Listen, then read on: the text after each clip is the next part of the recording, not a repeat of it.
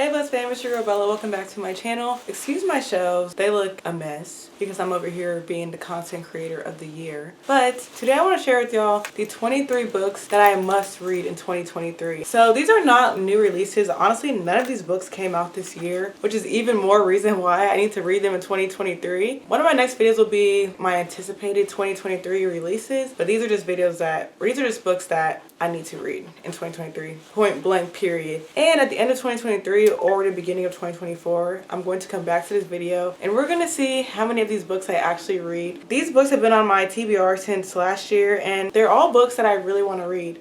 So let's go ahead and go through them. So the first book is Big Little Lies. I don't even remember what this book is about. Don't know which genre it's in. Like, I don't remember anything about what this book is about. But I know that based off the synopsis that I can't remember, I really want to read this book. And it has like a series adaptation, so I want to watch the series too. So that's the first one on this list. The next one is Little Fires Everywhere. Another book that I don't remember what it's about. Wow. I promise the whole video is not going to be like this. I honestly don't remember what this is about though. It also has like a Netflix or Hulu adaptation, and one day I went to the thrift store and I saw like a copy of the book for like $2 and I almost bought it, but I didn't like the copy, so I was like, nah. But I have like really high hopes that I'll give this 5 stars. I just wish I remember what it was about. The next book I actually have a copy of, and it is Confessions of an Alleged Good Girl by Joya Goffney. This is a YA romance about our main character who's like a church girl, and she and her boyfriend are trying to, you know, consummate their feelings for one another, but she can't for some reason. Like, she just can't every time they try. So then he like breaks up with her and she's trying to like figure out why she can't do something along those lines. And I just heard really good things about this book. Every single person who I've seen that's read this book has genuinely enjoyed it, and I just heard it's like a really cute black YA romance, and so I really want to read this. I actually have a video planned that most likely will include this book, so stay tuned for that next month. The next book is Ninth House by Leigh Bardugo. I want to read this book so bad. When I first started like getting more into reading around this time last year, this book was always mentioned, and I think it's like a dark academia book. At this point, the second book, which is called Hellbent, has already came out. I have both of them requested from the library, and I love the covers of both of them. Like, they're both like very attractive looking books, and I just want to read them super bad. So that's another book that I must read this year. And if y'all want me to do like a reading vlog where I read both of those books, let me know. I've been thinking about it, but I don't know what you all want. So if that sounds interesting to you, put it down in the comments. The next book is The Atlas 6 by Olga Blake. I actually will be reading this book this month, so stay tuned to hear about it in my January wrap up. I wanted to read this book for so long. I probably found out about this book around the same time that I found out about Ninth House. This is another dark academia book. I'm a little bit worried about reading it because I did just read Alone with You in the Ether by Olga Blake and I didn't really like it. However, that was a romance book. This is more of a dark academia, I believe, like fantasy book.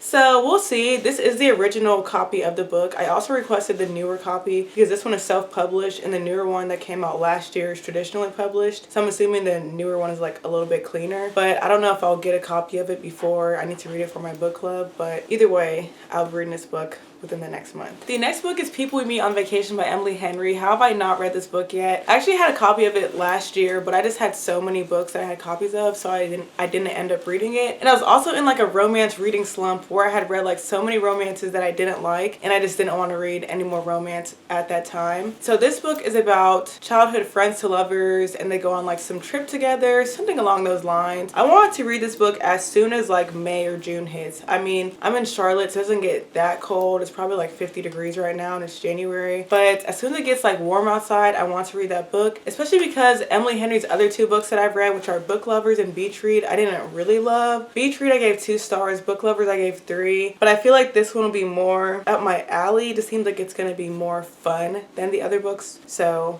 I have really high hopes for this one. The next book is actually a whole series, and it's the Acotar series, or A Court of Thorns and Roses. This is a fantasy series. I have never really been a fantasy person, but I do want to get into my fantasy era this year, so I really want to read this. This is another book series that no one has talked badly about. People who are just getting into fantasy like it, people who are super into fantasy likes it. No one dislikes this book series, which makes me a little bit nervous because I don't want to be the only one who doesn't dislike it, but I have high hopes that I will like it, especially because it's a romance fantasy and it's about these creatures called fae, I believe, that are fairies.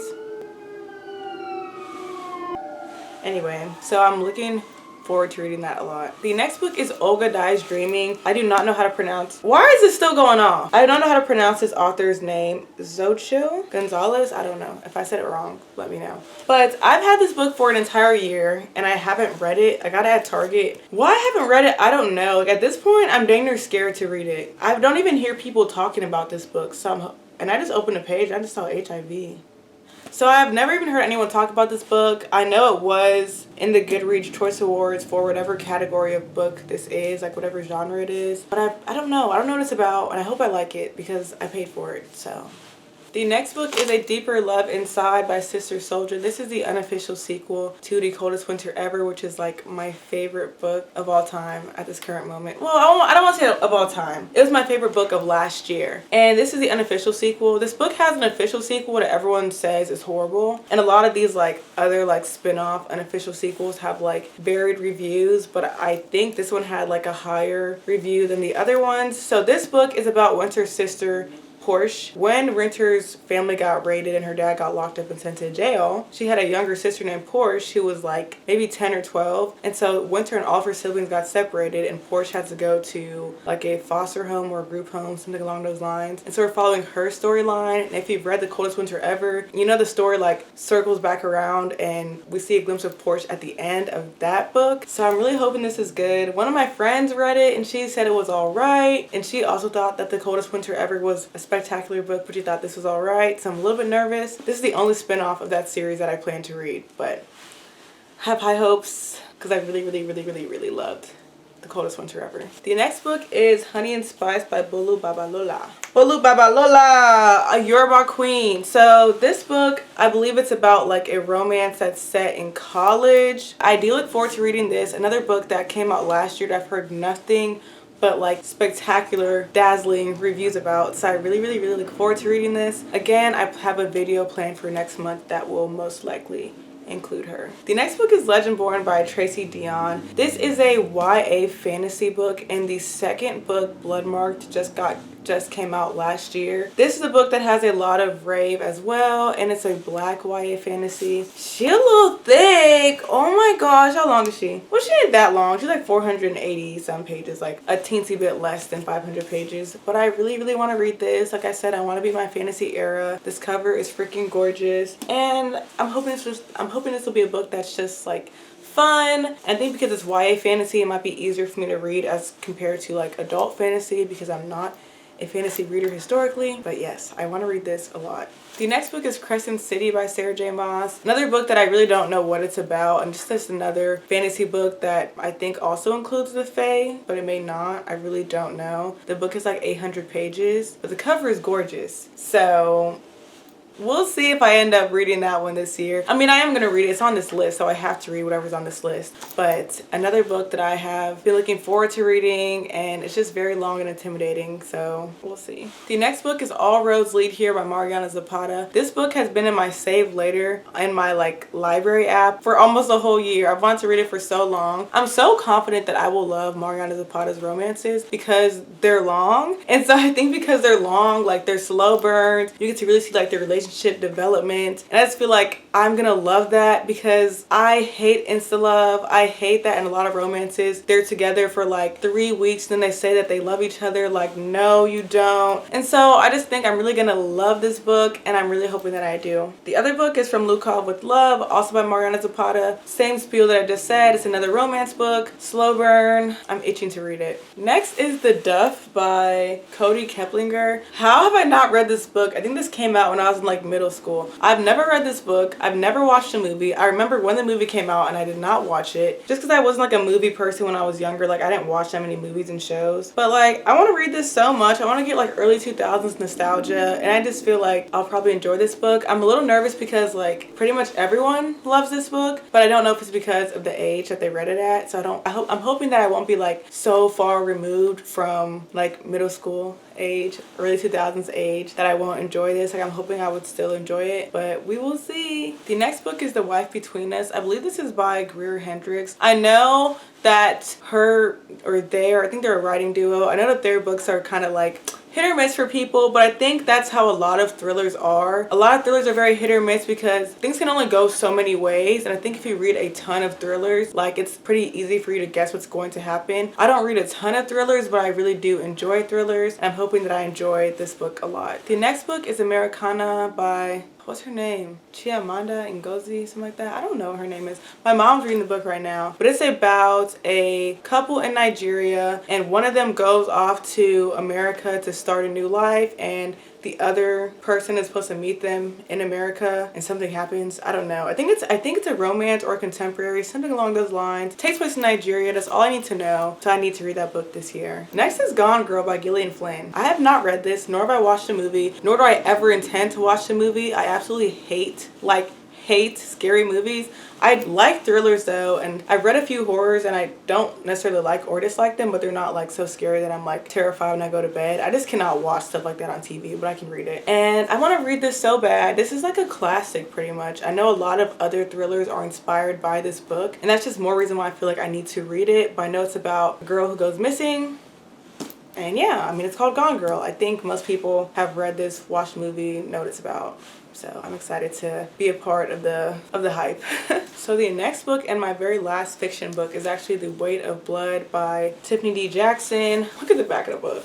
Wow, the back is like honestly prettier than the front. But this is The Weight of Blood by Tiffany D. Jackson. This is a Carrie retelling by Stephen King. And so it seems like the way that people feel about this book depends on how much they love the original story. It seems like a lot of people who really love the original story don't like this book as much. And people who don't really care for the original story like this book a lot. I've never seen the original movie. I've never read the original book. So I feel like I'll probably be in the side that enjoys this. A lot of people that I know and respect enjoy this. And I like Tiffany D. Jackson's books in general. So I have high hopes for this one. This is about a girl who's biracial in high school, and she's white passing, but I guess one day it rains and her hair is curly, and people realize that her hair is curly, and they realize that she's not white, but she's like half black. So they start making fun of her, and there's some like segregated prom, something along those lines. I think I'll like it, but we'll see. I'll probably read this towards like the October season. So we'll see. Okay, so the next books are all non-fiction books. Starting off with Rich Dad, Poor Dad. Why have I not read this book? Do I want to be poor? Do I not desire wealth? Do I not desire the good things of life? Like, why have I not read this book? I've actually started this book already. I started on audio. I just didn't finish it, and I actually was really enjoying the audio experience. But this book is not on Libby, so I was listening to it on audio on YouTube, which meant that it kept restarting. That was really annoying. And I'm not about to go on Audible and buy a credit, so don't tell me to buy a credit. But this book is about our main guy Robert and his two dads. There's a rich dad and a poor dad. One is college educated, one is not. It's just about the lessons that he learns from each dad, and it's cool because at the beginning of the book he's like talking about each of his dads, and you don't know which one is the rich one or the poor one until he like says which is which, and it's really cool. I mean, I was enjoying it when I started it, and I just need to finish it because this is a really powerful self-development finance book. I'm a finance gal, so. Along the same lines, the second book in the Rich Dad series is the Cash Flow Quadrant, another book that I just need to read if I want to be rich. Like, what am I waiting for? This book is getting read this year without a doubt. This book is about the 4 different quadrants that people pretty much inhabit. So on the left side is employee and small business, on the right side is big business and investor, and it just talks about how each of us is in one or more of these quadrants and how we can like move around from quadrant to quadrant, because the quadrants on the right side, which is like big business and investors, those are the ones that equal financial freedom. So it's just about those quadrants, how to move around in them, and I want to read this so bad. I'm going to read it this year, and I'm going to quit playing around with myself. Next is the 4 Agreements. This book is so freaking short. This is by Don Miguel Ruiz. This book is literally like 140 pages, and the audio is like 3 or 4 hours. I'm just waiting to listen to the audio because I have a very strong feeling that I'm going to want to underline what's in this book. So I need to like listen to the audio while I have the book in my hands or like within reach. So that's why I haven't listened to it yet. But super short. I believe, don't quote me, but I believe this book is about like human behavior. I'm not positive,